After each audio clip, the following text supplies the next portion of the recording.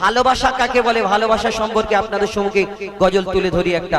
এখন বর্তমানে আমরা ভালোবাসা করি, সব ভালোবাসা করে বিয়ে হয় 95%, কিন্তু ভালোবাসা কেমন করে, ভালোবাসা পর বিয়ে হওয়ার পরে দেখবে বেশিরভাগ ওই ছাড়া ছুড়ে মানে ছাড় ছিড়ে হয়ে যায়, মানে ওই ঘর আর হয় না, অন্য জায়গায় ফের আবার দিতে হয়। কিন্তু কেন, ভালোবাসাটা আসলে কি, কাকে বলে শুনুন। আম্মা খাদিজা ভালোবেসেছিলেন, কবি ছন্দের মাধ্যমে লিখছে দেখুন। এমন জীবন সঙ্গী হয়তো কেউ কোনো দিন পাবে না, এমন জীবন সঙ্গী হয়তো কেউ কোনো দিন পাবে না। দয়ার নবীর জীবন সঙ্গী কেমন ছিলেন মা খাদিজা, কেমন ছিলেন মা খাদিজা। এমন জীবন সঙ্গী হয়তো কেউ কোনো দিন পাবে না, এমন জীবন সঙ্গী হয়তো কেউ কোনো দিন পাবে না। দয়ার নবীর জীবন সঙ্গী কেমন ছিলেন মা খাদিজা, কেমন ছিলেন মা খাদিজা। এখন ভালোবাসা কাকে বলে, অভাব যখন দরজা দিয়ে আসে ভালোবাসা জানলা দিয়ে চলে যায়, বলে না। আবার মেয়ে দেখে যে ছেলের টাকা পয়সা আছে কিনা। আমার দয়ার নবীকে ভালোবেসেছিলেন, আমার দয়ার নবীজির কিছু ছিল না।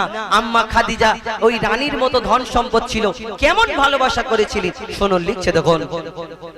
ওই রাজা বাদশা পাগল ছিল, শোনো গো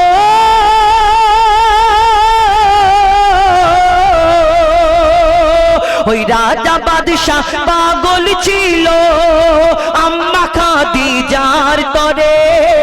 রাজা বাদশা পাগল ছিল আম্মা খাদিজার তরে। দয়ার নবীকে বেসেছে ভালো মা খাদিজা অন্তরে। দয়ার নবীকে বেসেছে ভালো মা খাদিজা অন্তরে। আমার নবীর কাছে ছিল না, আমার নবীর কাছে ছিল না অর্থ ও সোনা দানা। আর নবীকে ভালোবাসে খাদিজা, অন্য কিছু চাহে না, অন্য কিছু চাহে না। বলা বলি করছে কতজন, এ জুড়ি একদম হলো না। বলা বলি করছে কতজন, এ জুড়ি একদম হলো না। কোথায় গরিব নবী মুহাম্মদ, কোথায় রানী মা খাদিজা, কোথায় রানী মা খাদিজা। বিয়ে হয়েছে আমার দয়ার নবীর সঙ্গে, কিন্তু কিছু লোকজন বলা কওয়া করছে মোহাম্মদ হয়তো ওই খাদিজার অনেক ধন সম্পদ আছে, ওই কারণে লোভেতে মনে হয় বিয়ে করে ফেলেছে। আর এই কথাটা আম্মা খাদিজার কানে পৌঁছে গেল। তিনি চিন্তা করলেন যে আহা, আমার স্বামী নবী মুহাম্মদ সাল্লাল্লাহু আলাইহি ওয়াসাল্লাম যদি এই কথাটা শোনে তাহলে বড় কষ্ট পাবে, মনেতে বড় কষ্ট হবে। আম্মা খাদিজা নিজের স্বামীর জন্য কি করলেন, কবি ছন্দের মাধ্যমে লিখছে দেখুন। এই কথা শুনে মা খাদিজা, এই কথা শুনে মা খাদিজার দুঃখেতে বুক ফেটে যায়। এই কথা শুনে মা খাদিজার দুঃখেতে বুক ফেটে যায়। বলে এমন দৌলত চাহি না আমি, যাতে নবী কষ্ট পায়। এমন দৌলত চাহি না আমি, যাতে নবী কষ্ট পায়। পাহাড় সম ধন দৌলত গরিব দুঃখীকে বিলিয়ে দেয়। পাহাড় সম ধন দৌলত গরিব দুঃখীকে বিলিয়ে দেয়। আর কি বলে, আমার স্বামী গরিব আমিও গরিব নবীর বিবি হতে চাই, গরিব নবীর বিবি হতে চাই। সারা দুনিয়া হার মেনে যায়, ও সারা দুনিয়া হার মেনে যায় মা খাদিজার ভালোবাসায়। সারা দুনিয়া হার মেনে যায় মা খাদিজার ভালোবাসায়। দুনিয়া দৌলত চাই না খাদিজা, থাকবে নবীর পায়ের তলায়, থাকবে নবীর পায়ের তলায়। ভালোবাসা করেছিল। আর যখন শুনলেন স্বামী যদি এই কথাটা শুনে বড় কষ্ট পাবে, তাহলে কি করলেন, আম্মা খাদিজা সব ধন সম্পদ বিলিয়ে দিলেন গরিব দুঃখীকে। আর এখন ভালোবাসা করে বিয়ে হয়, ধরুন কোনো ছেলে ভালো একটা কাজ কাম করে, তার হয়তো কাজ চাকরিটা চলে গেল বা তার একটু গরিব মানুষ হয়ে গেল, ওই বিয়ে করার পরে তার যে দেখছে যে ছেলে রোজগার কমে যাবে, তার কানের গোড়ায় এমন ড্রপ দেওয়া হবে, এমন বলা হবে, সে ছেলে চিন্তা করে রেল লাইন কোন দিকে আমি দেখা শুয়ে পড়ি, আমার গায়ের মধ্যে ট্রেন চলে। যদি একটু গরিব হয়ে যায়, ও দেখতে হবে না, শুধু কাউমাউ করবে সারাদিন, সকাল থেকে তোমার এই হয় না, তোমার হয় না। ভালোবাসা, এই যে মিল মহব্বত, এই যে স্বামী স্ত্রী ভালোবাসা, এটা অন্য ভালোবাসা, এই ভালোবাসা দুনিয়া অন্য জায়গায় পাবে না। কবি শেষ কথায়, একদিন আমার দয়ার নবী প্রশ্ন করলেন, খাদিজা তুমি কি রাত্রে ঘুমাও না কেন? আমি যখন দরজায় টোকা দিই, আমার দয়ার নবী বলছে আমি রাত্রে যখন দরজায় টোকা দিই, একবার টোকা দিলে তুমি খুলে দাও, তুমি কি সারা রাত ঘুমাও না? আম্মা খাদিজা কি উত্তর দেয়, কবি ছন্দের মাধ্যমে লিখছে দেখুন, ওই গভীর রাতে দরজায় টোকা, ওই গভীর রাতে দরজায় টোকা দিতেন যখন নবী দয়াময়, গভীর রাতে দরজায় টোকা দিতেন যখন নবী দয়াময়, সাথে সাথে মা খাদিজা দরজা তখনই খুলে দেয়। আর দয়ার নবী বলে, খাদিজা তুমি কি রাতে ঘুমাও না? আর মা খাদিজা বলছে, তুমি থাকো নির্জন পাহাড়ে, চিন্তায় আমার ঘুম আসে না, চিন্তায় আমার ঘুম আসে না, দোবারা যদি ডাকো আমাকে, দোবারা যদি ডাকো আমাকে, এ বেয়াদবি খোদা সইবে না, দোবারা যদি ডাকো আমাকে, এ বেয়াদবি খোদা সইবে না। মইদুল ইসলাম মা খাদিজার করবে কি আর বর্ণনা, করবে কি আর বর্ণনা, এমন জীবন সঙ্গী হয়তো কেউ কোনো দিন পাবে না।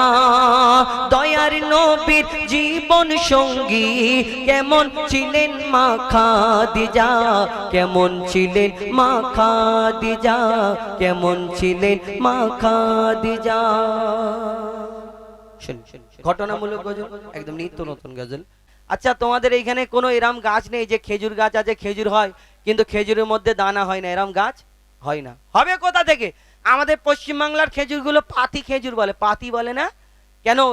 এই যে আমাদের ওই যে মাঠে ঘাটে যে খেজুর গাছগুলো হয়, এত ওই খাবার যে ছিলকাটা আমরা যেই খেজুরে যেগুলো খাই, ওই খাবার খোলাটা এত পাতলা হয়, মুখের মধ্যে দিলে দাঁতের মধ্যে 32টা দাঁতে তা হয় না, 18টা 17টা দাঁতে লেগে যায়, আর বাকি আঁটি শুধু এদিক ওদিক ঘোরাঘুরি করে, মোটা দানা তো, মাথা বড়।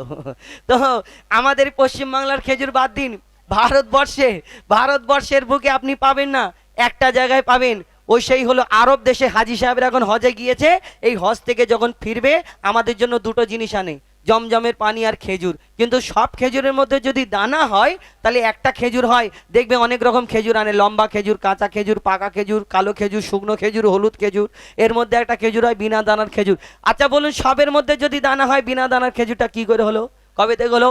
আল্লাহ দুনিয়া সৃষ্টি করলো তখন থেকে, আদম আলাইহিস সালামের যুগ থেকে না, এই দুনিয়া আমার নবীর জামানা থেকে এই বিনা দানার খেজুর হয়েছিল। কিন্তু কবে থেকে, কিভাবে, এই গজলটা আছে, একটু মন দিয়ে শুনবেন, তবে ভালো লাগবে, নাহলে কিন্তু ভালো লাগবে না। কবি ছন্দের মাধ্যমে অতি মূল্যবান কথাই লিখছে দেখুন, মা আমিনার দোলাই দেখো দোলে মিমের ফুল, দুনিয়া ঘুরে পাবে না গো জাহার সমতল। মা আমিনার দোলাই দেখো দোলে মিমের ফুল, দুনিয়া ঘুরে পাবে না গো জাহার সমতল। সে আসার পরে পড়ছে দেখো, আসার পরে পড়ছে দেখো সারা জগৎ কোল। কি পড়ে? বলে লা ইলাহা ইল্লাল্লাহু মুহাম্মদ রাসূল, লা ইলাহা লা ইলাহা ইল্লাল্লাহু মুহাম্মদ রাসূল, লা ইলাহা ইল্লাল্লাহু মুহাম্মদ রাসূল। মা আমিনার দোলাই দেখো দোলে মিমের ফুল, দুনিয়া ঘুরে পাবে না গো জাহার সমতল। মা আমিনার দোলাই দেখো দোলে মিমের ফুল, দুনিয়া ঘুরে পাবে না গো জাহার সমতল। আমার নবী ধরনীর বুকে যেদিন আসলেন মা আমিনার ঘরে, মা আমিনার ঘরে তেমন কিছু ছিল না। আর সে সময় আরবে একটা নিয়ম ছিল, কোন ঘরে বাচ্চা কাচ্চা জন্মগ্রহণ করলে সেই বাচ্চাটা দাই মারা দুধ মারা নিয়ে যেত, তার বিনিময়ে তার বাপ কিছু দিত। কিন্তু আমার নবীজির আব্বা জান ছিলেন না। মা আমিনা বড় চিন্তা করে আমি কেমন করে মানুষ করব, লালন পালন করব। তখন মা আমিনা যখন চিন্তা করে আল্লাহর তরফ থেকে খবর আসে। কি খবর? কবি ছন্দের মাধ্যমে লিখছে দেখুন, ওই পিতার ছায়া ছিল না মাথায় নবী জন্ম নিল যখন, শুধু ছিল মা আমিনা ছিল না ভাই বোন, শুধু ছিল মা আমিনা ছিল না ভাই বোন।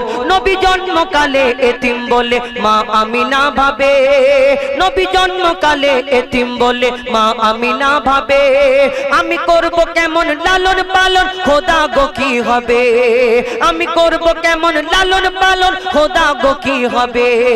তখনই এক খবর আসে শোনো আমিনা বিবি, তখনই এক খবর আসে শোনো আমিনা বিবি, তোমার কোলে নাজিল হলো খোদার শ্রেষ্ঠ নবী, আল্লাহ স্বয়ং তার লালন পালনে নিয়েছে গোবার, আর জিবরিল আমিন থাকবে হয়ে ওর পাহারাদার। ও সৃষ্টিকুলের শিরোমণি, সৃষ্টিকুলের শিরোমণি আর নবী কুলের মোল, দুনিয়াতে যার নাম হবে মুহাম্মদ রাসূল, দুনিয়াতে যার নাম হবে মুহাম্মদ রাসূল। মা আমিনার দোলাই দেখো দোলে মিমের ফুল, দুনিয়া ঘুরে পাবে না গো জাহার সমতল, মা আমিনার দোলাই দেখো দোলে মিমের ফুল, দুনিয়া ঘুরে পাবে না গো জাহার সমতল। বিনা দানার খেজুর কি করে হলো, কবে থেকে হলো? তবে একটু মন দিয়ে শুনতে হবে। কেমন? আমার দয়ার নবী যখন দিন প্রচার করত, কিছু বেদিনরা এসে আমার দয়ার নবীকে বড় কষ্ট দিত, পরীক্ষা করত। কেমন পরীক্ষা? আমার দয়ার নবীকে বলতো তুমি নবী মোহাম্মদ, সত্যি কি আমি দেখবো? কেমন? আসমানের চাঁদকে টুকরা করে দেখাও। আমার নবীজির ওই আঙুলের ইশারাতে আসমানের চাঁদ টুকরা হয়ে গেছিল। জমিনের পাথরকে কলমা পড়িয়ে দেখাও, ওই পাথর বলতে লাগলো লা ইলাহা ইল্লাল্লাহু মুহাম্মাদুর রাসূলুল্লাহ সাল্লাল্লাহু আলাইহি সাল্লাম। কিন্তু এই রূপ কিছু কিছু মানুষ এসে পরীক্ষা করত আর হেরে গিয়ে কলমা পড়ে ঘরে চলে যেত, মুসলমান হয়ে যেত।